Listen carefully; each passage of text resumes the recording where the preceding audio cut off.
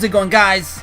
aRenG Life here, and today we have some new characters leaked, or at least confirmed that they're gonna be playable. And I'm also gonna be doing the tour guide challenges, the duelist challenges, just because I feel like some people out there might need a little bit of help. Might as well do that. All right, so let's go ahead and get this underway. All right, tour guide, move, tour guide.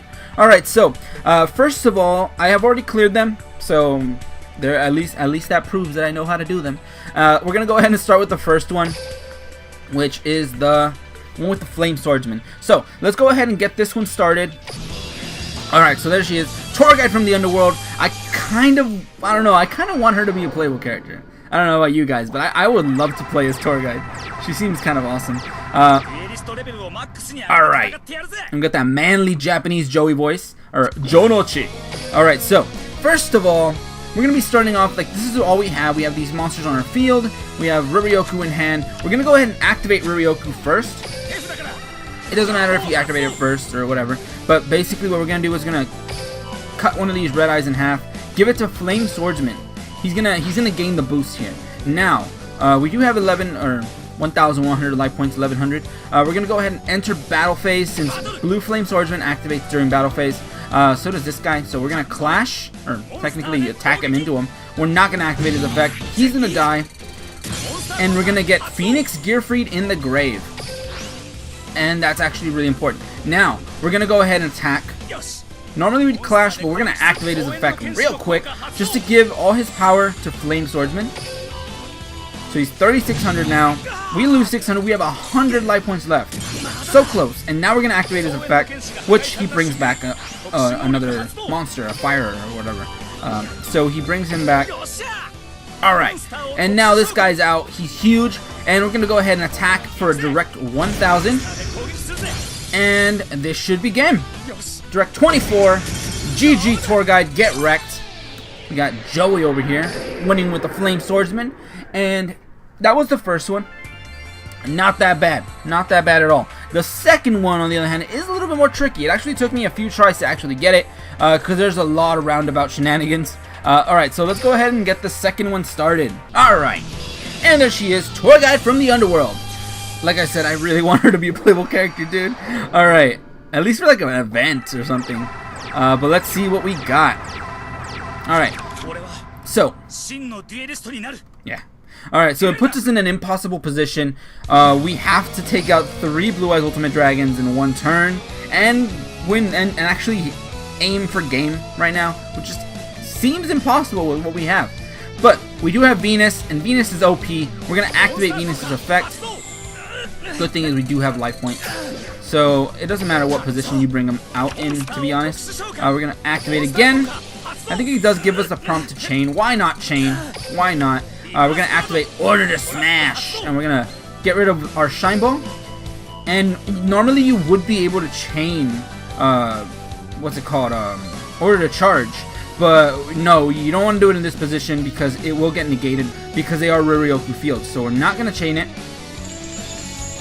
And we're going to take out both of these one by one. There we go. Alright, now they both get wrecked. And we get to special summon another Shine Ball.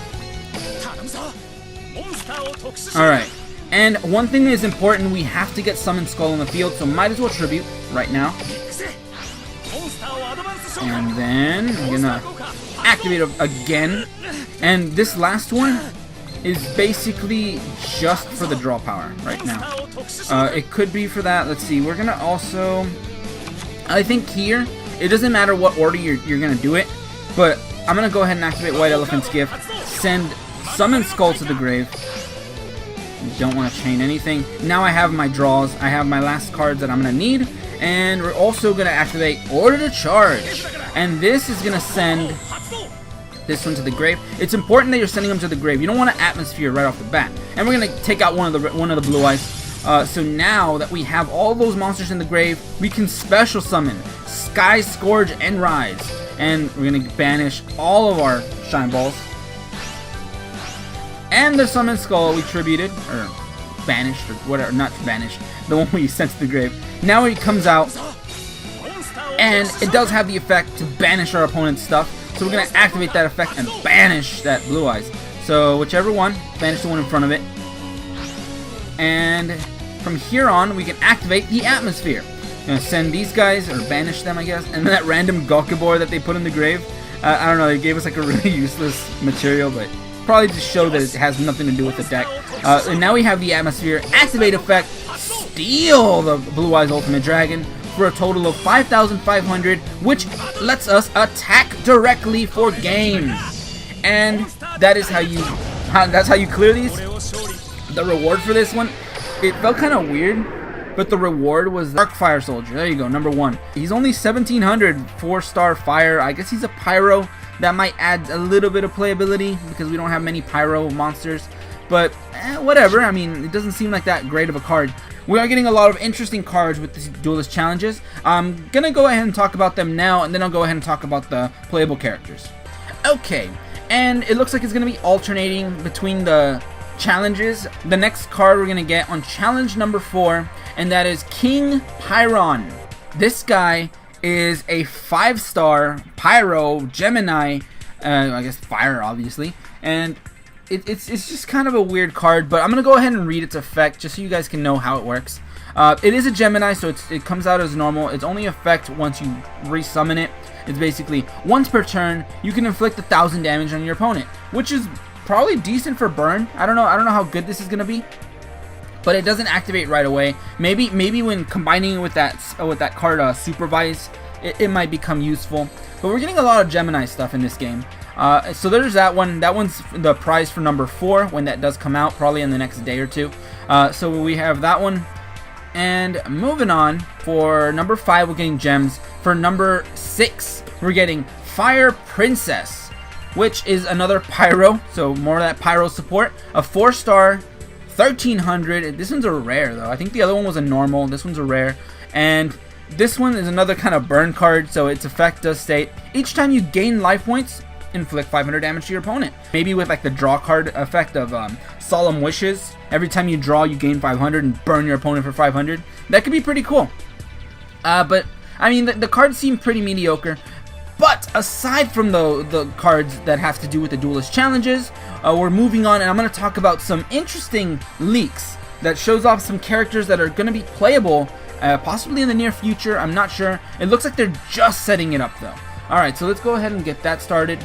Alright, and I am seeing this screenshot that is showing, I guess, Mokuba. So it's showing that Mokuba, like some people were trying to get some information from where some of the new leaked cards come from.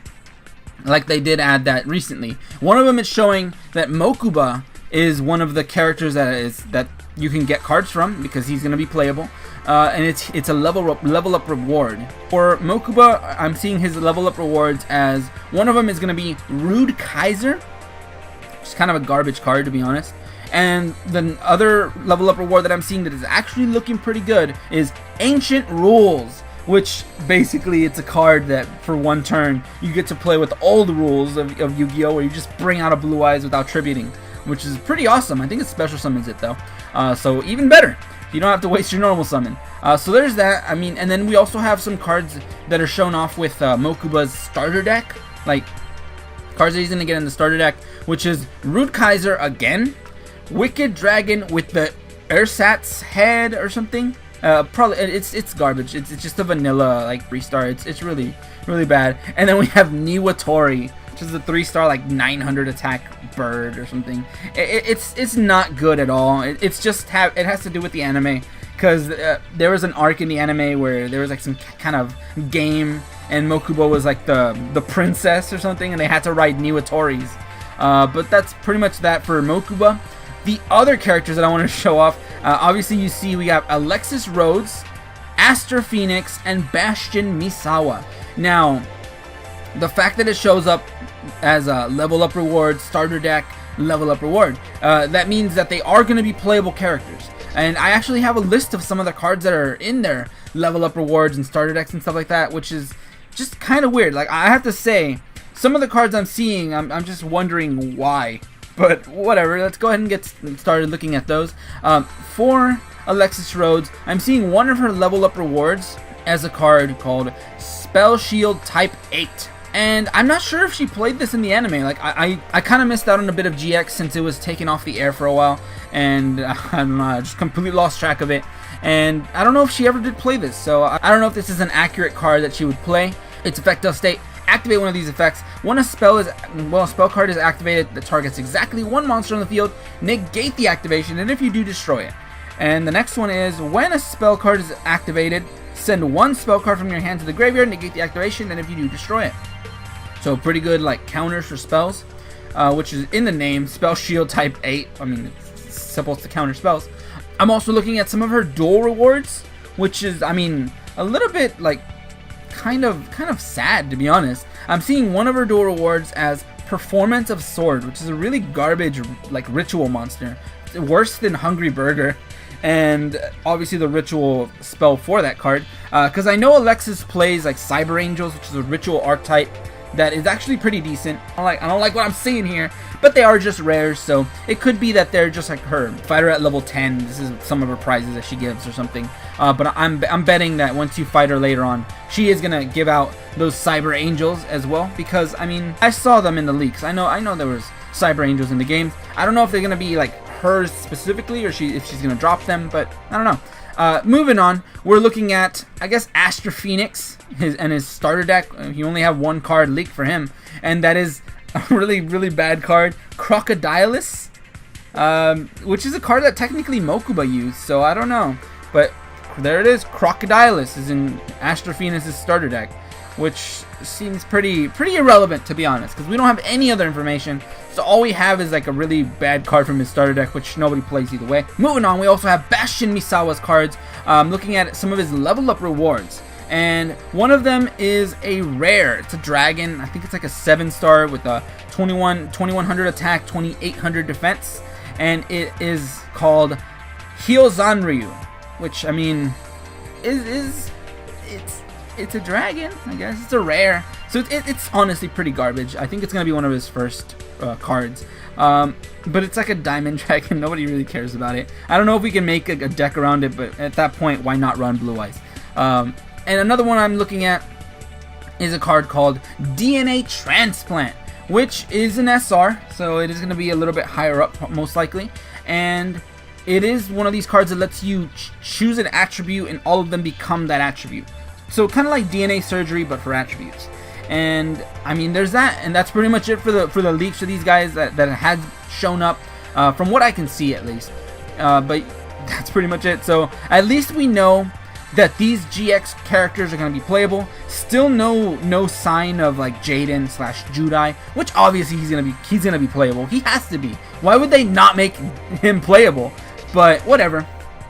All right, but I think that's pretty much it for today. I just wanted to help some people out with some of the Duelist challenges. I think I might be doing this again in the future, just kind of like throwing it in a little bit extra or something, or maybe just save some towards the end, because I also want to do like decks and stuff. And I also wanted to talk about some of these leaked characters, because I know some of you guys are hyped for GX, so am I, and this brings us a little bit closer to that confirmation, so that's awesome. But that's pretty much it for today. But anyway, thank you guys for watching today. Have a great day, and see you guys!